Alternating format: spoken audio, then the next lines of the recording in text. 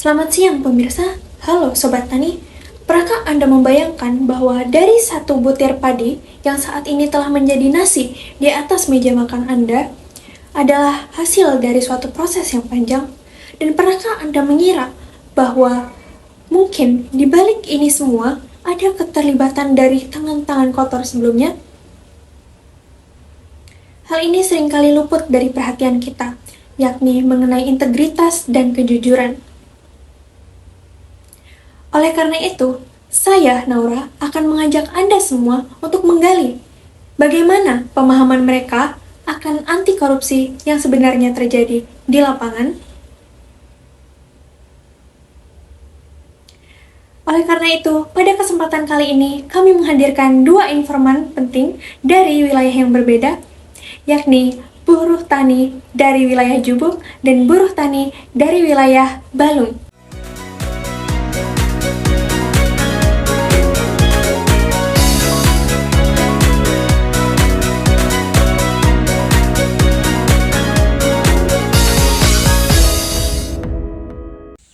Assalamualaikum warahmatullahi wabarakatuh. Waalaikumsalam warahmatullahi wabarakatuh. Perkenalkan, nama saya Muhammad Farel Gian Maulana dengan NIM 25071010279.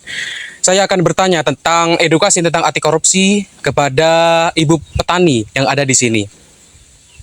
Pertama-tama dengan Ibu siapa di sini? Ibu Yuliati. Oke, Ibu Yuliati. Sekarang sudah berapa lama Ibu bekerja sebagai buruh tani? Kurang lebih 10 tahunan. Lalu apa saja tantangan utama yang Ibu hadapi dalam rantai pasok pangan, mulai dari produksi hingga penjualan hasil panen padi gitu? Tantangannya? Iya, tantangannya. Kalau kadang pupuk itu agak sulit. Terus racunnya agak mahal. Oh, dari sana yang mahal ya, Bu? Iya. Oh, gitu. Lalu pernah pendengar tentang edukasi anti korupsi gak dalam sektor pertanian atau rantai pasok pangan? Di sekitar sini? Kayaknya gak pernah. Gak pernah? Pemerintahnya gak pernah ke sini memang? Dulu ada, tapi sekarang sudah gak ada. Oh, gak ada. Menurut Ibu, seperti apa bentuk praktik korupsi yang mungkin terjadi dalam dunia pertanian atau rantai pasok pangan? Misalnya dalam sisi buruh tani atau petani atau dari distributornya gitu. Korupsinya seperti apa? Misalnya korupsi waktu atau korupsi... Enggak ada. Lalu seberapa penting menurut Ibu adanya program edukasi anti korupsi bagi petani dan buruh tani? Enggak ada. Gak ada juga? Gak ada. Oh, oke. Terima kasih. Oke, dengan saya Sukaina Zahra, saya akan melanjutkan wawancara dari teman saya. Saya dengan akhiran NIM 1046. Saya akan melanjutkan wawancara dengan Ibu Yuliati ya. Iya. Apakah Ibu pernah mendengar atau melihat ketidakadilan dalam penyaluran bantuan pupuk atau hasil pertanian? Kayaknya pernah, soalnya agak sulit. Tapi nggak pernah ada bantuan memang. Oh iya, tapi Ibu yang mengalami atau bukan? Orang-orang lah. Oh, orang-orangnya. Dan menurut Ibu, siapa yang seharusnya berperan aktif dalam memberikan edukasi anti korupsi kepada petani? Nggak ada. Nggak ada. Yang harusnya itu memberi edukasi tentang anti korupsi itu siapa seharusnya? Pemerintah kan biasanya ya? Iya, pemerintah. Dan bagaimana pendapat Ibu tentang transparansi harga dan distribusi hasil panen di desa atau daerah Ibu? Transparan. Di sini transparan? Iya, sudah tahu semua. Oke. Dan apa harapan Ibu terhadap pemerintah atau lembaga pertanian terkait kejujuran dan keadilan dalam rantai pasok pangan? Ya lebih itu ya, Dok. Apa? Kalau bisa pupuk itu dienakan gimana caranya gitu. Kan kadang-kadang agak sulit kan. Terus kayak racun agak dimurahkan gitu harapannya. Iya. Oke, sekian. Terima kasih ya Ibu. Iya.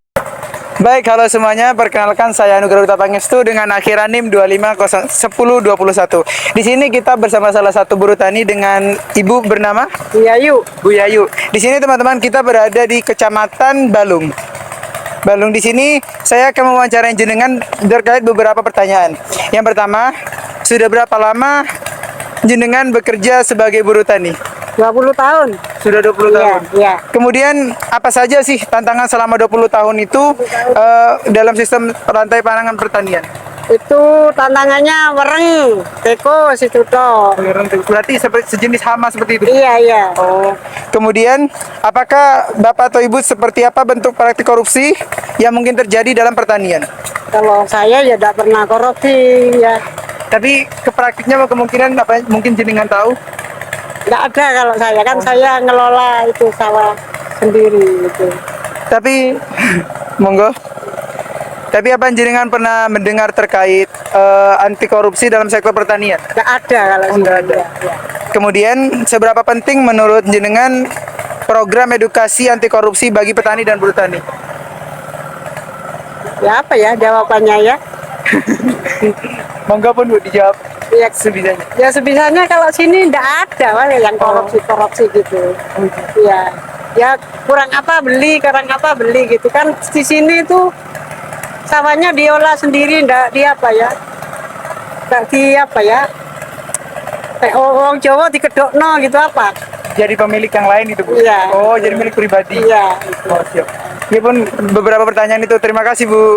Oke, selanjutnya pertanyaan selanjutnya, bagaimana cara terbaik agar edukasi anti korupsi bisa diterapkan secara efektif di kalangan petani dan buruh tani menurut Ibu?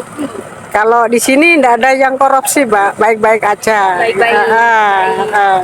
Oke, selanjutnya pertanyaannya, apakah Ibu pernah melihat atau mengalami ketidakadilan dalam penyaluran bantuan pupuk atau hasil pertanian? Ada. Contohnya seperti Contohnya itu jatahnya katanya nggak ada, tapi saya usul terus ada gitu. Oke, terima kasih Ibu. Ya. Pertanyaan selanjutnya, menurut Ibu, siapa yang seharusnya berperan aktif dalam memberikan edukasi anti korupsi kepada petani atau buruh tani? Kelompok taninya, Kelompok taninya. Iya. Mengapa bisa itu? mengapa bisa apanya? Ya, Eh. waktu kita rapat saya usul gitu. Oh, oke. Iya. Selanjutnya, bagaimana pendapat Ibu tentang transparansi harga distribusi hasil panen di desa Ibu? Ya, kalau saya kepingin yang apa ya? Yang harganya sesuai. Harganya sesuai. Kalau sekarang katanya 58 gitu. Oh, gitu ya.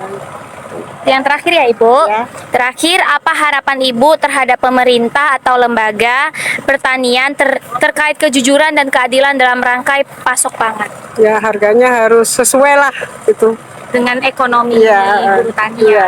Kalau tidak sesuai kita apa ya? Rugi. Oh. Rugi gitu. Terima kasih. Mungkin sekian dari saya Ibu, terima Iya. kasih. Sama-sama.